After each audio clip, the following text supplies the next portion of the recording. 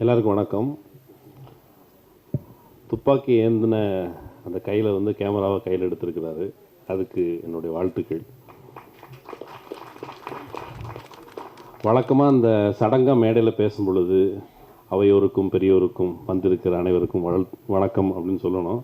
நான் வழக்கமான மேடை பேச்சாளர் இல்லை, அதனால் நான் மறந்துட்டேன். எல்லாருக்கும் வணக்கம். நிறைய விஷயங்கள் பேசப்பட்டது.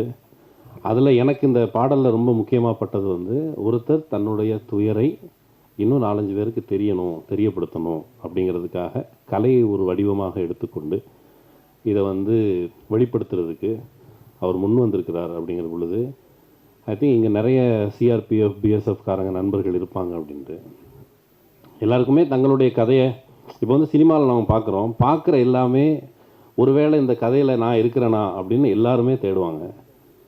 பெரும்பாலும் எடுக்கப்படுகிற இங்கே வீர பிரதாபங்கள் பற்றி எடுக்கப்படுகிற அந்த கதைகளில் நான் எங்கே, என்னுடைய ரெப்ரசன்டேஷன் எங்கே அப்படிங்கிற ஒரு தேடலின் வெளிப்பாடு அதுதான் இந்த ஒரு பாடலாக வெளிவந்திருக்கு. ஒரு சின்ன பகுதி தான். இப்போ அதில் ஏற்கனவே அமீர் சார் சொன்னது போல் அந்த உடனே லீவு கிடைக்காது. எனக்கு அந்த பாட்டை பார்த்தோன்னா அவர் குழந்தை பிறக்கிற மாதிரி காமிக்கிறாங்க, டக்குன்னு லீவு கிடச்சி போயிருங்க. சதீஷ் சந்திர அடிக்கடி சொல்லியிருக்கிறாரு, அப்படிலாம் ஒன்றும் லீவு கிடைக்காது, கொடுக்க மாட்டாங்க. ஆனால் இவர் குழந்தை பிறந்தவுடனே டக்குன்னு வெளியே பார்த்தா படத்தில் நடக்கும். இப்போ வந்தாச்சு, டக்குன்னு எடிட்டிங், வெளியே காரு ரெடியாக செட்டில் நிற்குது. அப்போ அந்த காரை பார்த்துட்டு வெளியே ஓடி வந்துடலாம். அது நடக்கும் சினிமாவில். யதார்த்தத்தில் அப்படி நடக்காது அப்படிங்கிறது வந்து என்ன அப்படின்னு தோணுச்சு. பட் அது கதை சுவாரஸ்யத்துக்கு இன்னும் வாழ்க்கையில் நடக்காத ஒரு விஷயத்தை நடத்தி பார்க்குறதுக்கு சினிமா ஒரு வடிவம். எனக்கு சிஆர்பிஎஃப் பிஎஸ்எஃப் காரங்களை பொறுத்தளவுக்கு நமக்கு அந்த உடையை பற்றி எப்படி பரிச்சயமாக இருக்கும். அந்த புலியாக வந்து புலி மாதிரி ட்ரெஸ் போட்டிருக்கிறாங்க, கையில் பெரிய துப்பாக்கி வச்சுருக்கிறாங்க. இதெல்லாம் எனக்கு 1992-93 பாபரி மஸ்ஜித் இடிப்பை ஒட்டி மும்பையில் நடந்த கலவரத்தை ஒட்டி, கலவரம் மிகப்பெரிய கலவரம் நடந்துச்சு. அந்த கலவரத்தின் நேரடி சாட்சி நான். அந்த கலவரத்தை ஒட்டி தான் நான் வந்து இந்த படையினர் பார்த்தேன். ஜனவரி மாதம் கலவரம் அடங்கி ஜனவரி மாதம் திரும்ப கலவரத்திற்கான தூபம் ஏற்பட்டு கொண்டிருந்த பொழுது திடீர்னு படையினர் வந்தாங்க. கையை அப்படி தூக்கிக்கிட்டு நடந்து வந்தது தான் எனக்கு இந்த பாட்டை பார்த்தோன்னே நினைவு வந்தது. எனக்கு ஸ்பெசிஃபிக்காக எனக்கு எந்த பாதுகாப்பு படையினர் குறித்தும் இந்த குளோரிஃபிகேஷன், ஐயோ பாருங்கள் எல்லையிலே இராணுவ வீரன் அவன் வந்து தனக்காக உயிரை விடுறான் அப்படிங்கிறது வந்து அந்த குளோரிஃபிகேஷன் மேலே எனக்கு உடன்பாடு இல்லை. எல்லையில் இராணுவ வீரனுங்கிறத விட எல்லையில் இராணுவ வீரன் போய் ஏன் அங்கே போய் நிற்கிறான் அப்படின்னா நம்ம வீட்டில் இருந்து அனுப்பி வைக்கிறோம். நம்ம வீட்டு நண்பர்கள், அண்ணன்மார், தம்பிமார், இவங்க தான் அங்கே போய் நிற்கிறாங்க. அங்கே போய் ஏன் நிற்க வேண்டியது இருக்குதுன்னா, உலகம் இயல்பிலேயே இப்போ வந்து மனிதகுலம் உருவான காலகட்டத்திலே ஒரே சண்டை போட்டுகிட்டே இருந்தாங்க. விலங்குகளில் ஆர்மி இல்லை, வேறு எந்த உயிரினத்திலும் ஆர்மி வச்சு எல்லை வகுத்து சண்டை போட்டுக்கிட்டு இருக்கலாம் கிடையாது. அது குழுவாக இருக்கும், சண்டை போட்டுக்கிறோம், அது முடிஞ்சிடும். ஆனால் உலகம் முழுக்க நடத்தப்படுகிற போர்களும் சரி, இந்தியாவுக்குள் நடக்கிற உள்நாட்டு கலவரங்களும் சரி, அது எல்லாத்துக்கும் பின்னால் இருக்கிற சக்திகள் அவங்க வந்து நம்ம வீட்டில் இருந்து ஒரு பலி கேட்குறாங்க. கலவரத்தில் 2 பேரும் வந்து மதத்துக்காரன் சண்டை போட்டுக்கிறான், 2 சாதிக்காரன் சண்டை போட்டுக்கிறான், அவனுக்கு அடித்து சாவறாங்க, அது வேறு விஷயம். ஆனால் அதை தூண்டி விடுகிற கும்பல் அவங்க வந்து பாதுகாப்புங்கிற பேரில் நம்ம வீட்டில் இருந்து ஆள் கேட்குறாங்க. நம்ம வீட்டில் தான் சண்டை போடுறவன் நம்ம அண்ணன் தம்பி தான். நம்ம தூண்டி விடுறவனை மட்டும்தான் நம்ம வந்து விலைக்கு பார்க்க முடியும். அப்படி நம்ம வீட்டில் இருந்து ஒரு லாங் டேர்மாக இப்போ நிறைய ஸ்டாட்டிஸ்டிக்ஸ் பார்த்துட்டு வந்தேன், எனக்கு மறந்து போச்சு. அதில் ஒரு ஸ்டாட்டிஸ்டிக்ஸ் என்ன இருந்ததுன்னு கேட்டால், பாதுகாப்பு படை வீரர்களில் கணிசமானோர் இறப்புக்கான காரணங்களை பார்க்கும் பொழுது அவங்க வந்து மாரடைப்பில் நிறைய பேர் கணிசமாக இறந்து போகிறாங்க. மாரடைப்பில் கணிசமாக இறந்து போகிறாங்கன்னா அவங்களுடைய வேலை நேரம் அப்படியானதாக இருக்கிறது. அவங்க வந்து 16 மணி நேரம் 18 மணி நேரம் வேலை பார்க்க வேண்டியதாக இருக்குது. எப்பவுமே அலர்ட்டாக இருக்கணும். நீங்கள் யோசிச்சு பாருங்கள், நமக்கு அலர்ட்டாலாம் இருக்க வேண்டாம், ஜாலியாக இருப்போம். வடிவேல் ஒரு படத்தில் ஓய்ந்து இருப்பது குறித்து அவர் ரொம்ப ஒரு நல்ல காமெடி பண்ணிப்பார். உண்மையிலே நம்ம எல்லாருக்கும் வாழ்க்கையில் எப்போ கொஞ்சம் நேரம் ஓய்வு எடுக்கணும், அந்த ஓய்வை குறித்தே யோசிக்காத மாதிரி, தூக்கும் போதும் அலர்ட்டாக இருக்கணும், காலைல 5 மணிக்கு டக்குன்னு எந்திக்கணும், இந்த டைமில் எந்திக்கணும் அப்படின்னு தினமும் அலர்ட்டாகவே இருக்கிற அந்த அப்போ வந்து உடலை அவ்வளோ வருத்திக்கிறோம். அப்படிங்கிற போது நிறைய பேர் அதில் மாரடைப்புலேயே கூட இறந்து போகிறாங்க. இந்த சைடில் இருந்து எனி குளோரிஃபிகேஷன், யாரை பற்றின குளோரிஃபிகேஷனும் எப்பா சூப்பர் பாணி தியாகி. வரலாற்றில் நம்ம எப்போவுமே எப்படி பார்ப்போம்னா, பெரும் தலைவர்கள் இருப்பாங்க. பெரியார் பெரிய தலைவர், அம்பேத்கர் பெரிய தலைவர், மார்க்ஸ் பெரிய தலைவர், அப்புறம் பெரிய பெரிய போராளிகள் பகத்சிங் எல்லாருமே சொல்லுவோம். ஆனால் அந்த குளோரிஃபிகேஷனில் என்ன நடக்கும்னு கேட்டால் எங்கள் வீட்டிலேருந்து யாரும் வர மாட்டாங்க. ஊராவட்டு பிள்ளை அவன் தெருவில் இறங்கி போராடுறான், ஊராவட்டு பிள்ளை அவன் தெருவில் வந்துட்டான், அவனை நேர்ந்து விட்டுருக்குங்கிற மாதிரி ஆர்மி, பாதுகாப்பு படை வீரர்கள், எல்லை பாதுகாப்பு படை வீரர்கள் பார்த்தீங்கன்னா குளோரிஃபிகேஷன். அவங்க கேட்குறது என்ன? அவங்க கேட்குறது இதுதான். அந்த பாட்டில் என்ன கேட்டாங்க? எனக்கு இப்போ எல்லாரும் நம்ம வீடுகளில் ஒரு ஒரு சுபகாரியம் நடக்குது. சுபகாரியம் நடக்கும் பொழுது வீட்டில் நம்ம குடும்பத்தோடு இருப்பதற்கான ஒரு உரிமையுடைய வாழ்க்கை, அதுதான் அவங்க கேட்குறது. அவர் அந்த படத்தின் வழியாக தன்னோட சகாக்களுக்கு நடக்காத ஒன்றை, இங்கே பாருங்கப்பா, நம்ம வாழ்க்கையில் நடக்கல இது, சரி ஒரு படம் எடுத்து நம்ம பார்த்துப்போம், இதுதான் அவர் சொல்ல விரும்பினது. அப்படி தானே சார்? எங்கே போனார் அவர் திரும்பியும்? அப்படி தானே? ஆக்சுவலி ஒரு கற்பனையை அவர் நிகழ்த்தி பார்த்துருக்கிறார். யதார்த்தத்தில் அவன் வாழ்க்கையில் அது நடக்கலை. அப்போ நம்முடைய குரல் என்னவாக இருக்கணும்? நாம் எல்லோரும் அமைதியாக இருப்பதற்கு அவர்கள் காரணமா? நாம் எல்லாரும் அமைதியாக இருக்கிறதுனால தான் அவங்க எல்லாம் எதில் அமைதியாக இருக்கிறோம்? நாட்டில் நடக்கிற ஒரு பாலிட்டிக்ஸ் நடக்குது. எல்லையில் இப்போ அவங்க பேசும்பொழுது நான் ஒரு எல்லை மீற வேண்டாம்னு நினைக்கிறேன். எனக்கு முரண்பாடுகள் நிறைய உண்டு, அது இங்கே பேசி.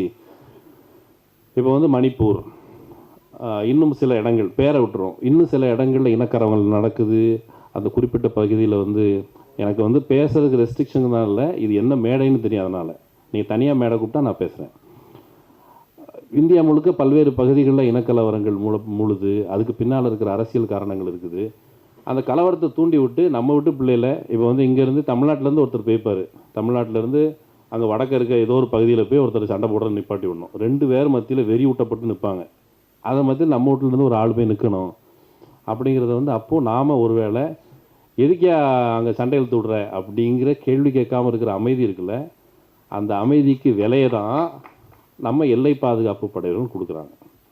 நம்ம அமைதியாக இருக்கிறதுல மௌனமாக இருக்கிறோம், கள்ளத்தனமான மௌனம்.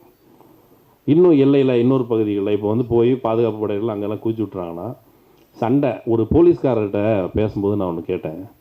அவர்கிட்ட கேட்டேன், காவல்துறை உங்கள் நண்பன் அப்படின்னு சொன்னபோது, அப்படியா நீங்கள் எங்கள் ஃப்ரெண்ட்ஸா?